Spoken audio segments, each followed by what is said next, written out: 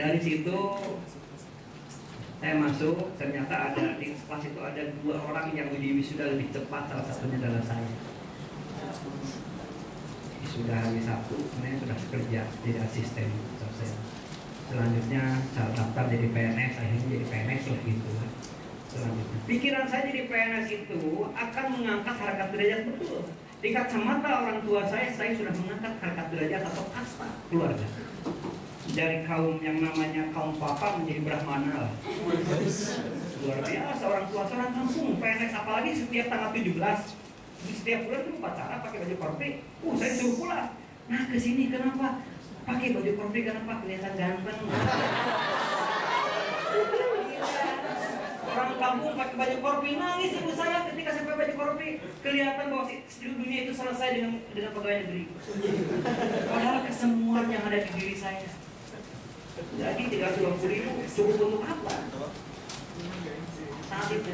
Karena jangan heran, jadi PNS itu secara rumus matematikanya susah mendapatkan rumus matematikanya sejahtera dari PNS.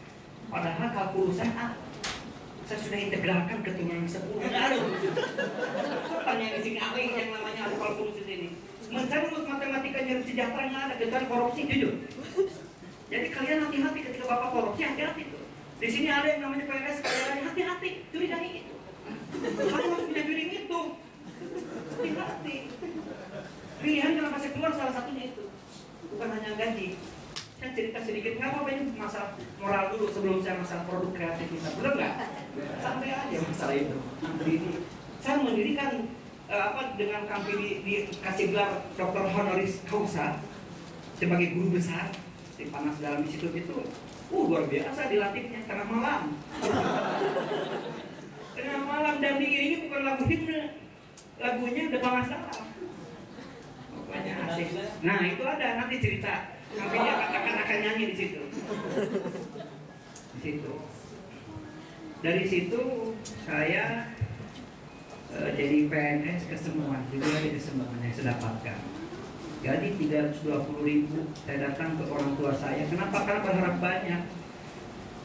Yang ngeri apa? Nah, sekarang dengan PNS seperti itu, apa yang bisa dapat? Keuntungan seperti apa yang saya dapatkan? Pertama itu hanya saya mendapatkan kebahagiaan cepat nikah. Kenapa? Aku nama Ujang, ya Allah, luar biasa susahnya untuk dapatin perempuan. Ketika biasa-biasa, tapi namanya ketika PNS pasaran, padahal ketika saya kenalan nggak pernah nama Ujang, namanya Rio. Nama Ujang itu nggak ada yang dulu jabatan tangan. Kembali saya bilang namanya Rio. Iya gitu dong, masa Ujang ngebohong. Jadi ngomong asli itu disangka ngebohong. Ngebohong itu disangka asli. Nah, ketika jadi PNS kenalan, kan pakai baju biasa, kan pakai baju PNS. Padahal satu, tunggu sih pakai itu seminggu kan, pakai kemana-mana. Kenalan sama anak perempuan, main dong ke rumah Rio, iya. Pas datang ke rumah ketemu si perempuan itu lagi dandan, di depannya ada orang tuanya, bapaknya. Silakan duduk. Wah, bapaknya yang nanya sudah. Masih kuliah, dan beres, saya bilang, Pak, namanya siapa? Nah, di situ. Nama asli, nama palsu, nama asli, nama palsu. Tapi khawatir, ini benar-benar jadi calon kan gitu ya. Saya bilang namanya Ujang Rio, kan nggak pantas ya. Rio nggak pantas. Jadi Ujang itu disandingkan dengan apapun nggak pantas. Apalagi sebagai pemain band nggak laku pasti. Sebagus apapun pemain band dengan gitaris Ujang. Tapi apapun kejujuran saya lakukan. Kenapa? Karena orang tua saya bilang aja. Saya bilang akhirnya saya namanya Ujang. Pas Ujang seperti itu nggak komentar apa-apa, cuma sorot matanya tajam sekali orang tua itu. Kenapa? Nggak asik gitu ya. Masa sih kalau menantu kalau di kartu undangan namanya Ujang. Ya, tapi dia terusin lagi kata-katanya. Masih kuliah, udah beres. Kerja. Di mana kerjanya? PNS Pak. Di mana PNS-nya? Ngajar di universitas. PNS betul ya? Apa? Matanya berbinar sambil teriak dia tanpa sadar, "Mah, roti bakar!" Gitu.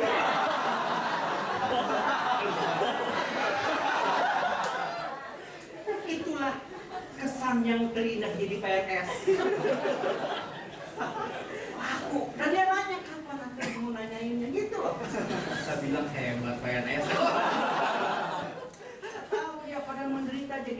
kenapa menderitanya setelah 2 tahun, 3 tahun, 4 tahun saya udah terlalu menikah ya?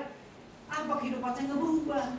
Rumah LSSS tipe 21 itu 35 km dari arah Bandung pinggirannya. Kenapa di situ? Karena uang muka hanya bisa di situ dan cicilannya di situ dengan gaji yang 320. Itu kan diaudit oleh BPN, gaji kamu berapa? Kisahnya berapa untuk hidup kan ada gitu. Tipe 21 RSS. Saya mencari tempat namanya perumahan yang ada kereta apinya. Kenapa? Supaya tiap hari naik kereta api. Rangka itu. Saya punya sepeda motor, hanya ditaruh di stasiun kereta api. Baru dari situ masuk ke stasiun Bandung. Berkali-kali seperti itu. Stasiun kereta apinya pun bukan bisnis. Yang di dalamnya banyak pedagang. Telur asin lah atau apa dan sebagainya. Nah pertanyaannya kenapa nggak pakai kendaraan? Saya punya sepeda motor namanya Astuti Astrea 73. Karena kenapa? Kasihan. Orang lain bilang bukan kasihan ke badan saya kalau tiap hari naik itu motornya yang kasihan. Astrea 73 matinya aja dikepret. Kompor.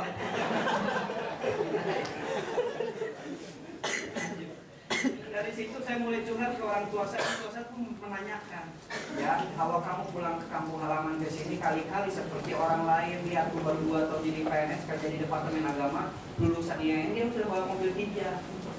Insya Allah mah, saya nggak pernah bisa nolak apa yang diletakkan oleh ibu saya. Barangkali disitulah karena saya meskipun semiskin-miskinnya, meskipun orang tua saya disebut sampah, apapun bahwa di depan mata saya orang tua saya itu adalah guru dewa dan segala sesuatu yang tempat terhormat. Bilang ini karena biasanya saya setiap lebaran itu pulang kampung naik elf dengan anak dengan istri saya ke sana lumayan 2 minggu atau 1 minggu di kampung halaman nggak masak LS. Tapi dia membandingkan kayak gitu akhirnya sejauh insya Allah lama saya bilang tahun depan saya bawa mobil bener saya mau mobil. Tapi yang biasanya 2 minggu atau 1 minggu 2 hari udah pulang. Kenapa? Karena saya rental. Kesemuan yang ada di diri saya secara sosial kaya raya, secara ekonomi luar biasa. Susah untuk menjadi kaya atau menjadi sejahtera. Itu pengalaman pertama jadi PNS. Selanjutnya apa?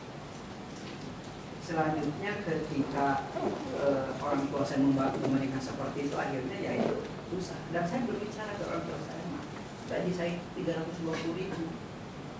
Dan ini orang tua saya ketika saya berbicara dengan gaji luar 320.000 boro-boro terkejut. Malahan dia adalah motivator plum buat saya. Dibandingkan dengan Reladi Kasali, dengan Robert Kiyosaki, dengan Tony semua tidak ada. Orang tua saya bahasanya sederhana. Namanya gaji kamu berapa aja? 320.000. Dipotong koperasi karena uang muka rumah 100. Dipotong lagi oleh BTN 100. Hidup itu 520.000. Tapi kamu hidup, nggak masalah katanya. Gaji aja nggak sekolah gendut. Satu orang tua saya ngomong itu. Keduanya, emangnya kamu mau gaji berapa? Ya seperti yang lain lah. Kerja di selang bersih dapat 12 juta. Kerja di Freeport 15 juta. Itu teman-teman saya segitu gajinya. Lalu kamu mau berapa? Mau 20 juta.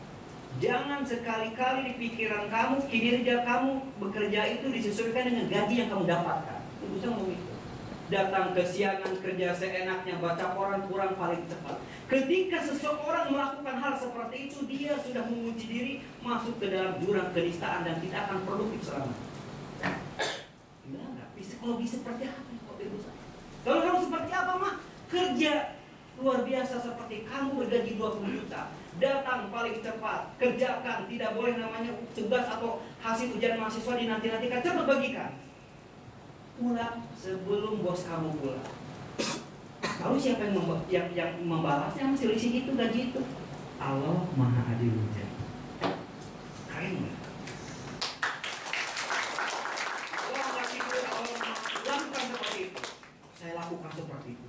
Barangkali karena itu saya punya tabungan seperti itu, saya bisa membangun sesuatu yang saya ceritakan. Itu kuncinya.